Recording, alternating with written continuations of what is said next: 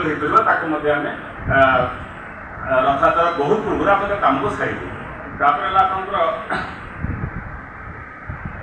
ବିପଦ ସଂକୁଳ କୋଠାଗୁଡ଼ି ଗୁଡ଼ିକ ଯେଉଁଗୁଡ଼ାକ ଆମର ବଡ଼ଦାଣ୍ଡର ଦୁଇ ପାର୍ଶ୍ୱରେ ଆମର ଅଛି ସେଗୁଡ଼ିକ ଆମେ ଜିଲ୍ଲା ପ୍ରଶାସନ ଅଧିକାରୀଙ୍କର ଆମର ତାଙ୍କ ସହାୟତାରେ ଆମେ ସେଗୁଡ଼ିକ ତଦାରଖ କରିବୁ ଏବଂ ଯେଉଁଗୁଡ଼ିକ ବିପଦ ସଂକୁଳ ଥିବ ତାକୁ ଆମେ ସେଫ୍ଟି ନୁହଁ ବୋଲି ଆମେ ସେଫ୍ଟି ସାର୍ଟିଫିକେଟ୍ ଦେବୁ।